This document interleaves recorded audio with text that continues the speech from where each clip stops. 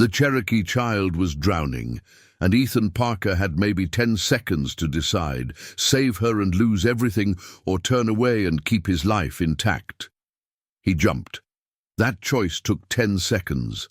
The next choice took 4 days, when the child's mother appeared at his door, with tears streaming down her face, and asked him to claim her daughter as his own, to lie to federal soldiers, to sacrifice his land, his reputation, his entire future, so a little girl might survive the trail of tears. He looked at the child, then at the desperate mother, then at the adoption papers that would cost him everything. What happened next would destroy the life he knew, but create something he never imagined possible. Ethan Parker heard the water before he saw it, a roar like 1,000 horses charging through the narrow mountain valley. He'd been checking fence lines on the eastern edge of his property when the May storm hit, turning the clear afternoon sky black in minutes. Now, as he ran toward higher ground, he knew the creek had become a killer. He was 43 years old and had survived worse. 2 decades of ranching in the North Carolina mountains had taught him to respect the weather, the land, and the unwritten rules that kept a man alive in 1838. The most important rule: stay out of Cherokee business. The removal was coming. Everyone knew it. President Jackson's Indian Removal Act was the law now, and the soldiers would arrive any day to force the Cherokee west. Smart white settlers kept their heads down and their mouths shut. The sound of a child's scream cut through the thunder. Ethan froze, rain hammering his face. There, 50 yards downstream, clinging to a cottonwood branch jutting from the swollen creek, a small figure in soaked deerskin clothing. A girl, no more than 7 or 8 years old, her dark hair plastered to her face as she struggled to hold on against the current. Cherokee child. Had to be. His nearest white neighbors were 5 miles south, and they'd have heard the storm warnings, gotten their children inside. But the Cherokee families still living in the hidden valleys didn't always know when the flash floods would come. Ethan made his decision in the space of a heartbeat. He ran. The water was ice cold and moving fast when he plunged in, using a rope from his saddle to anchor himself to a sturdy oak. The current slammed into him like a fist, but he pushed forward, hand over hand, until he reached the branch. The girl's eyes were wide with terror, but she didn't let go until his arms were around her. Getting back to shore took everything he had.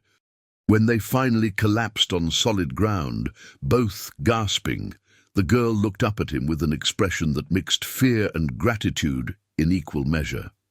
"You're safe now," Ethan said, though he wondered if it was true, for either of them. The girl's name was Luna. At least, that's what she whispered after Ethan got her inside his cabin and wrapped her in dry blankets. She spoke halting English, learned from missionaries probably, and wouldn't say where her family was. Just kept repeating "Mama" and pointing north, toward the deep mountains where the last Cherokee holdouts were hiding from the removal soldiers. Ethan built up the fire and made weak tea with honey. His cabin was modest, 1 room with a sleeping loft, a stone fireplace he'd built himself, and furniture carved from local oak. His wife Sarah's things still hung on the walls, her shawl, her favorite cooking pot. She'd been gone 3 years, taken by fever, leaving him alone with 100 acres of marginal land and debts he could barely service. "We'll get you home when the storm passes," Ethan told Luna, though he had no idea how to do that safely. If his neighbors saw him harboring a Cherokee child, there would be consequences. The Wilsons down valley had already organized patrols to protect white property from what they called hostile Indians. Never mind that the Cherokee had been here for thousands of years, that many had adopted white customs, built farms, even owned slaves in some cases.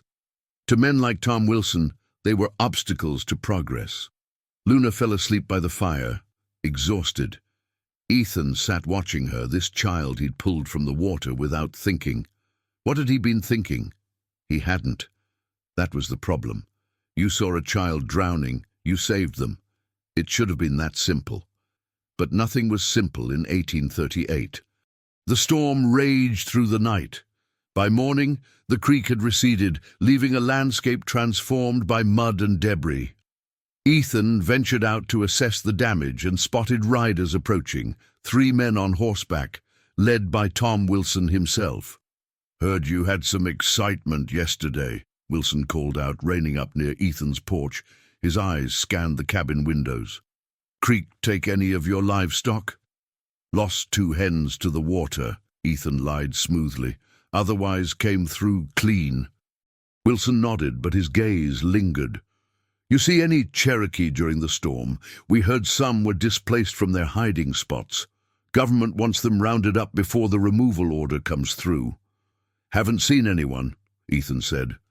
It wasn't quite a lie. He hadn't seen them until after they asked.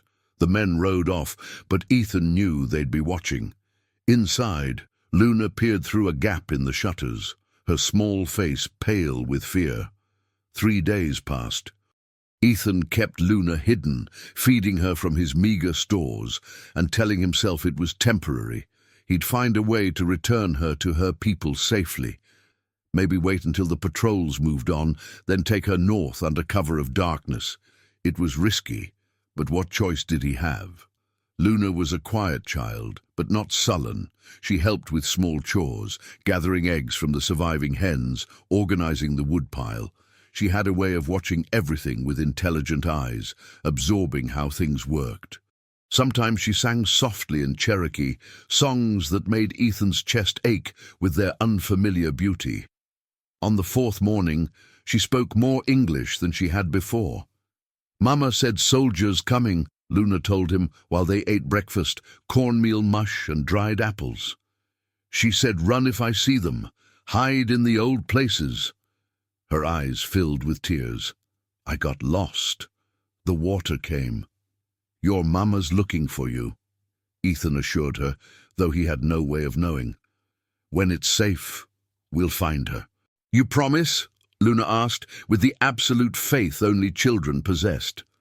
Ethan looked at this small girl who trusted him completely, who had no one else.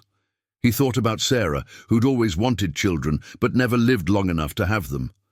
He thought about the man he'd once been, before grief and debt had worn him down to survival. "I promise," he said. That afternoon, someone knocked on his door. Ethan's heart hammered as he motioned for Luna to hide in the loft.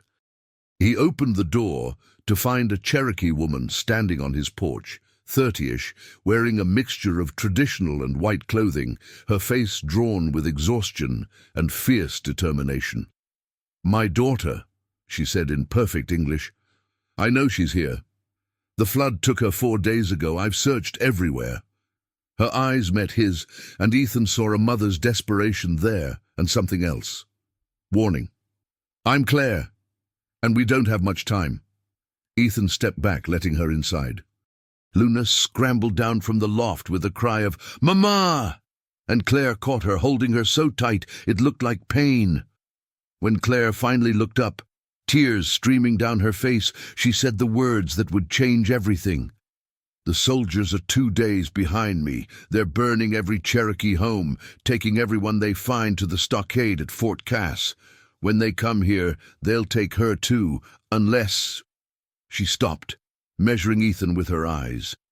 "Unless you claim her as yours." The words hung in the cabin's close air like smoke. Claim Luna as his, lie to federal soldiers, forge documents if necessary, pretend this Cherokee child was his adopted daughter. It would mean putting everything at risk, his land, his freedom, possibly his life if they discovered the deception. "You don't understand what you're asking," Ethan said slowly. "I understand perfectly." Claire's voice was steady despite the tears on her cheeks. "I'm asking you to give up everything you have to save my daughter's life. I'm asking you to make a sacrifice no stranger should have to make." She set Luna down gently, kneeling to cup the girl's face. "But I've watched you these 4 days." Ethan stared at her. "Watched me? I've been in the woods since the flood ended, waiting to see what kind of man you were." whether you'd hurt her or use her or turn her over to the patrols for reward money. Claire stood, squaring her shoulders. You did none of those things. You fed her, protected her, made her feel safe. That's why I'm here now, asking you to do what no one should have to do. What about you? Ethan asked. If I claim her, you can't see her. They'll be watching. I know. Claire's voice broke on the words. She looked at Luna, memorizing her daughter's face. The removal is coming. They'll march us west on what they're calling the Trail of Tears. Many won't survive. The old, the sick, the young. Luna is strong, but the journey... She shook her head. If she stays with you, she lives. She learns, she grows, she has a future. If she comes with me... She didn't finish. Ethan looked at Luna, who was watching both adults with confusion and growing fear. He thought about the life he'd built here. Meager as it was his. His land, bought with Sarah's dowry money. His reputation as a hard-working, if struggling, rancher. His place in the community, tenuous but real. All of it would end if he did this. Tom Wilson and the others would never accept a Cherokee child as his daughter. They'd make his life hell, drive him out if they could. He'd lose everything Sarah had left him. But he'd also made a promise to a child who'd looked at him with absolute trust. There's a minister in Asheville, Ethan heard himself say, sympathetic to the Cherokee cause. He might forge adoption papers, backdate them. Make it look like Luna's been with me since before the removal act. He met Claire's eyes. It won't be easy, and I can't promise it'll work, but I'll try. Claire closed her eyes, and when she opened them again, they shone with something beyond gratitude. Recognition, maybe, of one parent to another, even if he'd never been one before. Claire left before dawn, disappearing into the mountains without a sound. She'd spent the night holding Luna, whispering to her in Cherokee, stories, blessings, things Ethan couldn't understand but felt in his bones. When Luna cried, Claire sang to her, the same songs Ethan had heard days before, mother preparing daughter for an absence that would last years, maybe forever. "Will I see you again?" Luna had asked in her small voice. "In this world or the next," Claire promised. "But you must be brave. You must learn everything this man teaches you. And you must never forget who you are." After Claire vanished into the pre-dawn mist, Luna sat silent for hours. Ethan let her grieve, understanding that some losses were too big for words. The documents cost Ethan his horse and most of his savings. The sympathetic minister in Asheville, a Quaker named Ellis, who'd been vocal against removal, did the work with shaking hands, knowing he was risking his own freedom. The papers said Luna Parker, orphaned daughter of Ethan's deceased cousin from Tennessee, adopted May 1st, 1838, predating the worst of the removal tensions by just enough to be plausible. When Tom Wilson came calling again a week later, Ethan showed him the documents with steady hands. "Didn't know you had family in Tennessee," Wilson said suspiciously.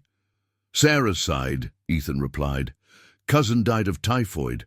Girl had nowhere else to go."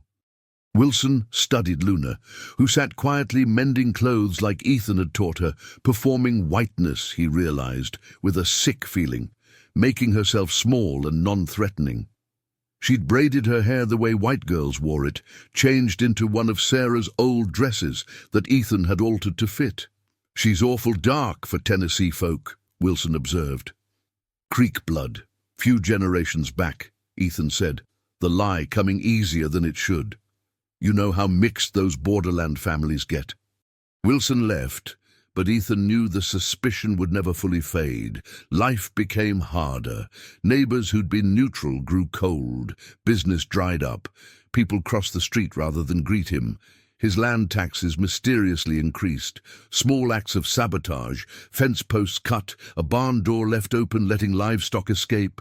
They survived on stubbornness and small miracles.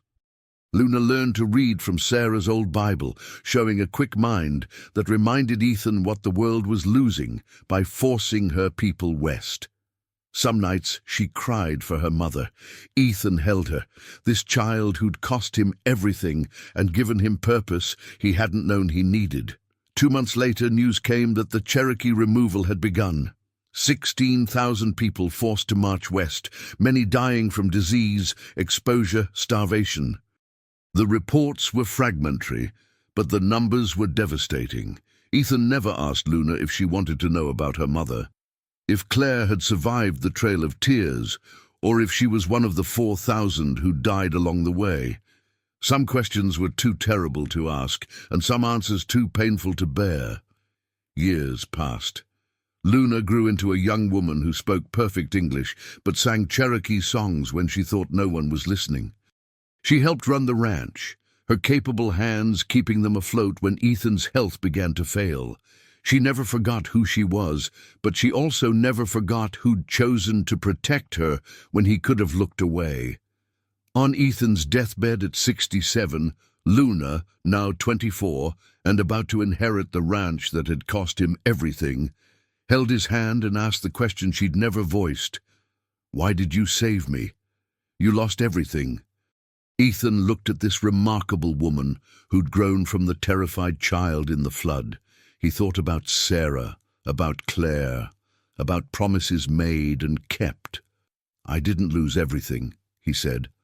"I found what mattered, and that's worth any price." He died that night with Luna's hand in his, having paid the cost of his conscience and never once counted it as loss.